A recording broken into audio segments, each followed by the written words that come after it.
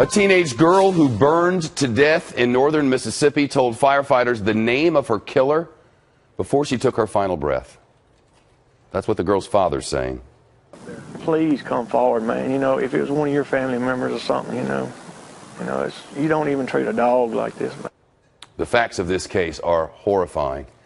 The father says first responders first showed up on this rural road in Panola County, Mississippi, and his 19-year-old daughter was walking down the road covered in fire, head to toe, burning to death as she walked.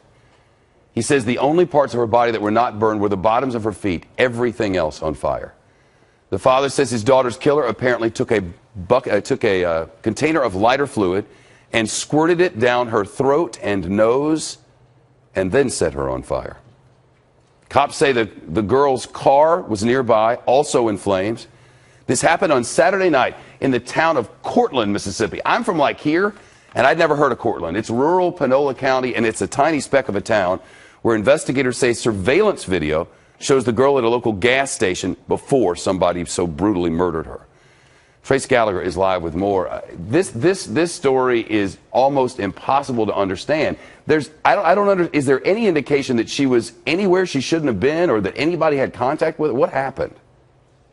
Well, one of the big focuses now, Shep, is on that surveillance video you mentioned, because it shows Jessica Chambers getting gas at a convenience store, and there are two different angles, and we have the one where she actually walks from the convenience store back to her car, but in a different angle that we don't yet have, you can see the 19-year-old walk toward the convenience store, and then suddenly she stops, and it appears that she walks towards someone who is off camera. Now, it's very unclear if the person she was walking toward has any role in this case at all. But police also found Jessica Chambers' cell phone, so now they're using all of her calls and texts to build a timeline of exactly what she did in the hours before she died. We are told the investigation is getting more structured. Her father is certainly hoping for a break. Listen. Oh.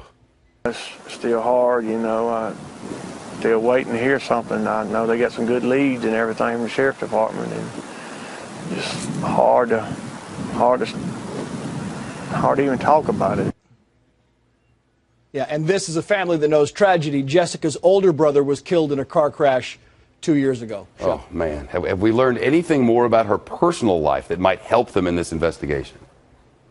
Well, her family says that she did not have a boyfriend at the time that she died, but not too long ago she was apparently involved in an abusive relationship. We're told that man no longer lives in Mississippi, but the sheriff says the killer was inside her car at the time of the attack. Now, remember, this happened in a rural area, as you say, so the question is, how did the attacker get to the location, one, and more importantly, how did someone get inside her car?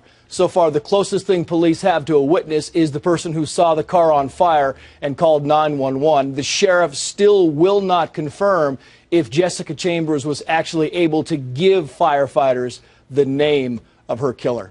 Shep. But we believe from sources that she absolutely did. Trace, we'll follow this one to the end, no doubt. Trace Gallagher, thank you.